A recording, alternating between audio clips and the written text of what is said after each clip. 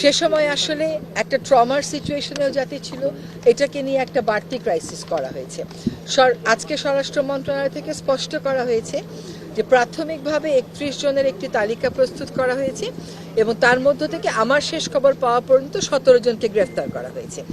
যে সংবাদপত্রগুলো আক্রান্ত সেই সংবাদপত্রগুলোর সাথে একসাথে কাজ করে দোষী ব্যক্তিদেরকে চিহ্নিত করে সরকার তাদেরকে আইনি ব্যবস্থার মুখোমুখি অতি অবশ্যই করবে এবং এটা করতেই হবে আমাদেরকে এই জন্য যে মানুষ যাতে বুঝতে পারে যে এরকম অপরাধ করে পার পাওয়া যাবে না। যদি কারো মতের সাথে আপনার মতের দ্বিমত থাকে, এটা তো থাকতেই পারে, সেজন্যই তো গণতন্ত্র, সেজন্যই তো ভোট, আপনি আপনার মত দিয়ে তাকে তার উল্টো একটা ন্যারেটিভ করেন, ঠিক যেই কথাটা আমাদের শহীদ হাদি বলেছিল, কিন্তু আপনি তাকে কাজ করতে দেবেন না, একটা ভয় ছড়াবেন, তার কার্যালয়ে আগুন লাগিয়ে দিবেন, এটা কোনোভাবেই বরদাস্ত করা হবে না।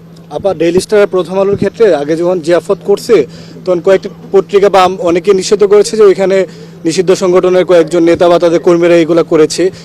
এবারও সেম অনেকেই বের করেছে। তো এই ক্ষেত্রে নির্বাচন সামনে নিষিদ্ধ জঙ্গি সংগঠন বলেন বা সংগঠন বলেন তাদের ক্ষেত্রে কতটুকু নজরদারি রাখা হচ্ছে?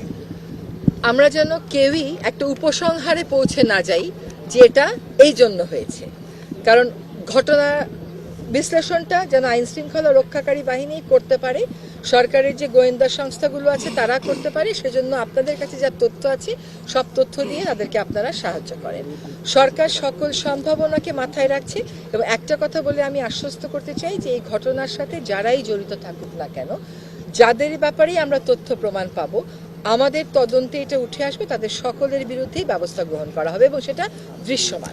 দেশে বিদেশে যারা হচ্ছে ফেসবুকে বা সামাজিক যোগাযোগ মাধ্যমে উস্কানি দিয়েছে তাদেরকে তো চিহ্নিত করা হয়নি, এটার ব্যাপারে কোনো আপনাদের নতুন করে চিহ্নিত করার এখানে তো সুযোগ নাই। যেটা চিহ্নিত সেটা আর চিহ্নিত করতে আমরা এফোর্ট দিচ্ছি না, কিন্তু সেটা আপনি জানেন যে আমি বাংলাদেশে বসেই আরেকটা জায়গায় আমি সবকিছু বন্ধ করতে পারি না, সেটার একটা প্রক্রিয়া আছে, সেই প্রক্রিয়াও কিন্তু আমাদের সংশ্লিষ্ট মন্ত্রণালয় শুরু করেছে। সিনিয়র সাংবাদিক নুরুল কবির একটি টক শোতে দাবি করেছেন যে উনি অনেক উপদেষ্টার সঙ্গে যোগাযোগ করার চেষ্টা করেছেন, প্রাথমিক অবস্থায় আন্তরিক মনে হয়েছে, কিন্তু পরবর্তীতে মনে হয়েছে এটি আগুন দেওয়ার জন্য তারা অপেক্ষা করেছিল বা কোনো কারণে তাদের মধ্যে ওই আগ্রহটা ছিল না সহযোগিতা করার। এইটা ভাই আমি বলতে পারবো না, কারণ আমি আসলে ওনার বক্তব্যের ব্যাখ্যাটা উনি দেবেন। আমি যেটা বলতে পারবো যে আমাদের অনেকেরই সাথে ধরেন শেষ পর্যন্ত কথা হয়েছে ভোর 4:38 যখন সকল উদ্ধার কাজ শেষ হয়েছে তখন আমরা ফোন আলাপটা শেষ করেছি এবং নুরুল কবির ভাইয়ের সাথে আমার নিজেরও কথা হয়েছে। আর আজকে আমি এবং ওয়াহিদ স্যার গিয়েছিলাম প্রথম আলো অফিসে, তাদের সাথে তাদের বক্তব্যগুলো শুনেছি। আমি এবং ফজলুল কবির ভাই গিয়েছিলাম ডেইলি স্টার অফিসে, তাদের সাথে তাদের বক্তব্যগুলো শুনেছি। কারণ আমরা বুঝতে পারছি যে এটা তো একটা আক্রমণ হচ্ছে নির্বাচন প্রক্রিয়াটাকে, এটা একটা আক্রমণ হচ্ছে গণতান্ত্রিক প্রক্রিয়াটার উপর, এবং গণতন্ত্রকে সুসংহত করতে যে প্রতিষ্ঠানগুলো যে মানুষগুলো ভূমিকা রাখছিল তাদের উপরে এই আক্রমণটা হচ্ছে। ফলে আমরা অবশ্যই যতটুকু সতর্ক ছিলাম সতর্কতার মাত্রা আরও বাড়িয়ে, প্রস্তুতির মাত্রা আরও বাড়িয়ে দিয়ে আগাবো।